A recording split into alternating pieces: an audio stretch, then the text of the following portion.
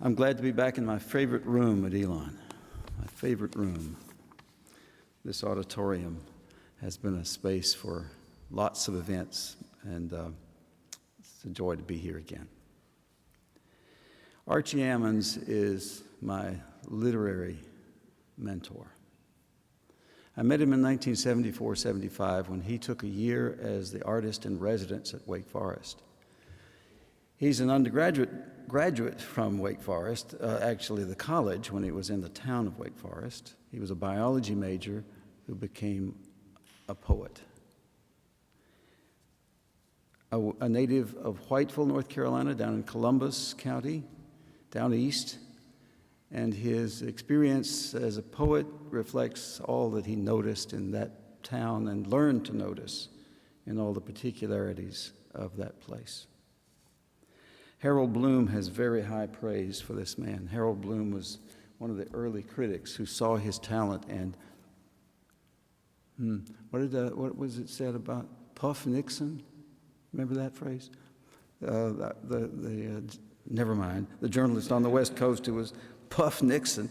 Anyway, Bloom was the one who puffed Ammons, brought his name forward, lifted him up, and said of him, and about his first book, this little book holds in it the mystery of his gradual development into a major American poet who will be read by the most discerning until the last syllable of recorded time. That's high praise. Harold Bloom put him in the mainstream of American poets. Emerson, Whitman, Robert Frost, Wallace Stevens, A.R. Ammons. Quite a lineage to be a part of. I had the good fortune of meeting him in 1974-75 when he was poet in residence at Wake Forest. My friend Judy had signed up for his course, his poetry workshop. So I went along with Judy. I wasn't registered. He read the roll, and folks answered. And then he looked at me and said, "And who are you?" And I said, "I'm Richard McBride. I'm an interloper."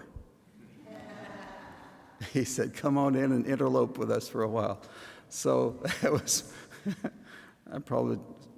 the registrar probably wasn't satisfied, but I got to sit in the poetry workshop for the entire year. The Archie that I knew in the last 25 years of his life retained the simplicity of his life that he learned in Whiteville. His hands were like Earl Daniels'. You want to know Archie's hands? Shake Earl's. He was a farm boy, stood behind Nellie Myers, his mule,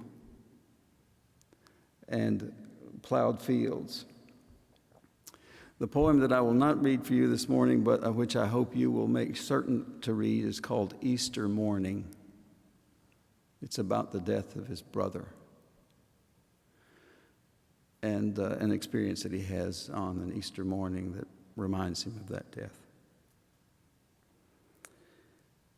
In the spring of that year, 75, he hosted a workshop for poets up at the Reynolds home place in Kreitz, Virginia, and invited me to come up and do a meditation on Sunday morning, which was a joy to do and a frightful thing at the same time. In an interview with William Walsh, Archie says poems are not meant to be discussed. Here's the question. Do you think poetry is threatened by becoming an academic subject? To the extent that, Archie answers, to the extent that it's a mere object of study, yes, I worry about that because it means that the action of the poem in the mind, the action of the body of the poem itself is going to be paraphrased into discursiveness. Something is going to be said about it that will be different from the original action. And while I don't know how classes couldn't be conducted any other way, that is not why poems are written.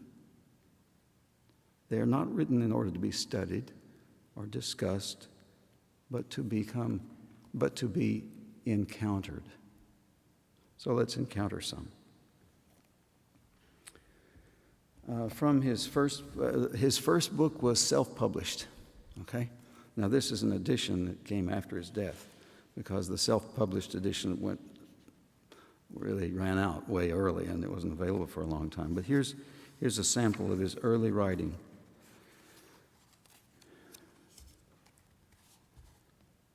I broke a sheaf of light from a sunbeam that was slipping through thunderheads, drawing a last vintage from the hills. "Oh, golden sheaf," I said, and throwing it on my shoulder, brought it home to the corner. "Oh, very pretty light," I said, and went out to my chores. The cow lowed from the pasture, and I answered, "Yes, I am late, already the evening star."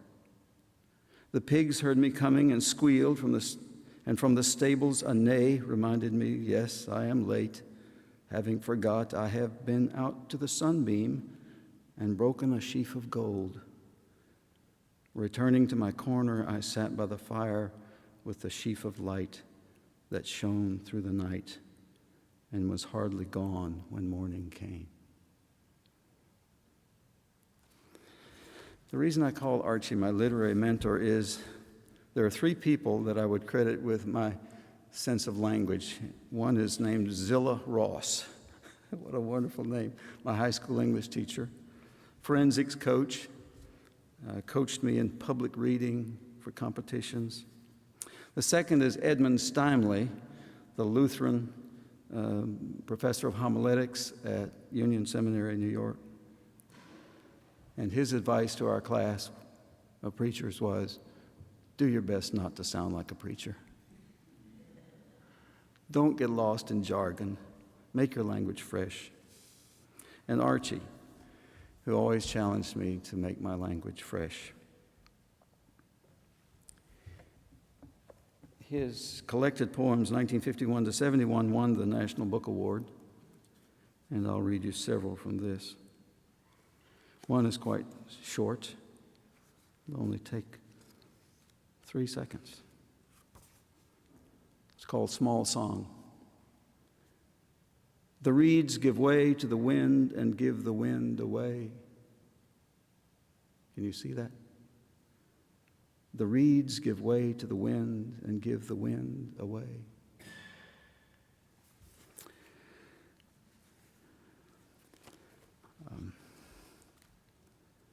He's a man, I said, who maintained his groundedness, I'll call it, his entire life. This is called Kind. I can't understand it, said the giant redwood.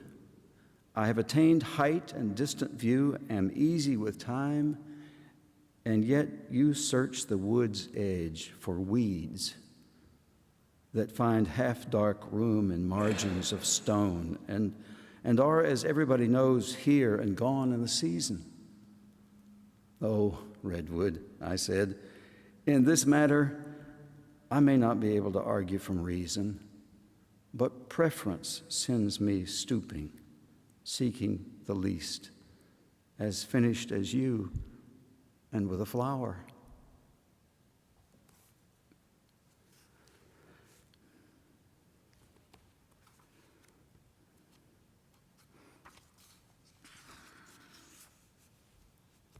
This is a somewhat longer poem, but it's motion. He loves to talk about motion.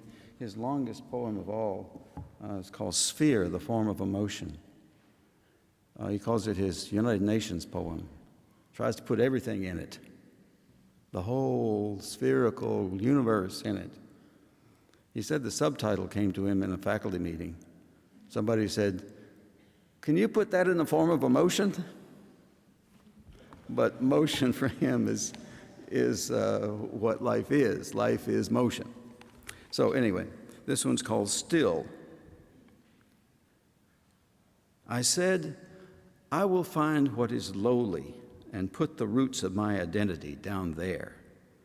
Each day I'll wake up and find the lowly nearby, a handy focus and reminder, a ready measure of my significance, the voice by which I would be heard, the wills, the kinds of selfishness I could freely adopt as my own.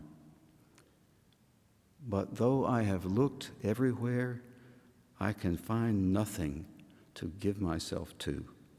Everything is magnificent with existence. is in a surfeit of glory. Nothing is diminished. Nothing has been diminished for me. I said, what is more lowly than the grass? Underneath a ground crust of dry burnt moss, I looked at it closely and I said, this can be my habitat. But nestling in, I found below the brown exterior green mechanisms beyond intellect, awaiting resurrection in rain. So I got up and ran, saying, there is nothing lowly in the universe. I found a beggar. He had stumps for legs. Nobody was paying him any attention. Everybody went on by. I nestled in and found his life. There, love shook his body like a devastation. I said, though I have looked everywhere, I can find nothing lowly in the universe. I whirled through transfigurations, up and down, transfigurations of size and shape and place. At one sudden point came still, stood in wonder. Moss, beggar, weed, tick, pine, self, magnificent with being.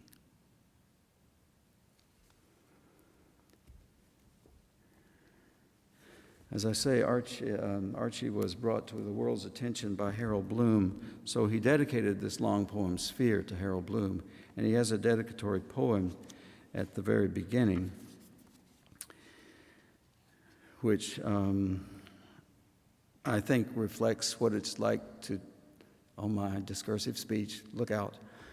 I think it reflects what's meant by being a poet who just writes poetry and then suddenly being a poet who's known. I went to the summit and stood in the high nakedness.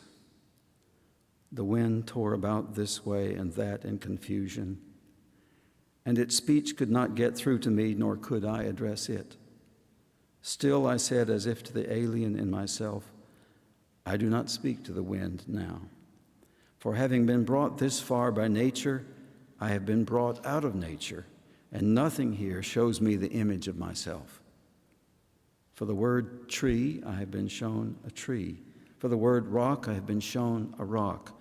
For stream, for cloud, for star, this place has provided firm implication and answering. But where here is the image for longing? So I touched the rocks, their interesting crusts. I flaked the bark of stunt fir. I looked into space and into the sun, and nothing answered my word, longing. Goodbye, I said, goodbye, nature so grand and reticent. Your tongues are healed up in their own element, and as you have shut up, you have shut me out. I am as foreign here as if I had landed a visitor. So I went back down and gathered mud, and with my hands made an image for longing. I took the image to the summit.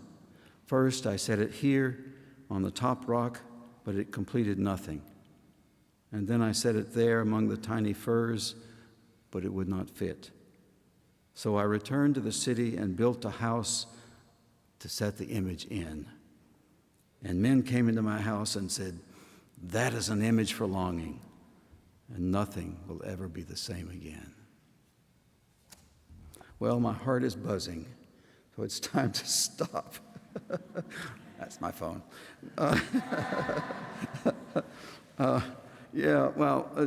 Let's stop. He's a wonderful poet. You should go discover him. I've actually written it into the will, Madam Librarian, that my collection of Ammon's books are coming to the library, because I got more books about Ammon's than they do. Thank you very much.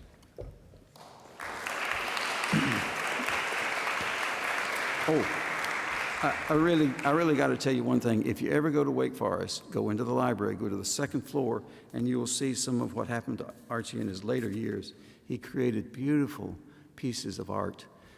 20 of them are hanging in the large reading room on the second floor of the Wake Forest Library. They're about this size. They're wonderful. You can take a peek.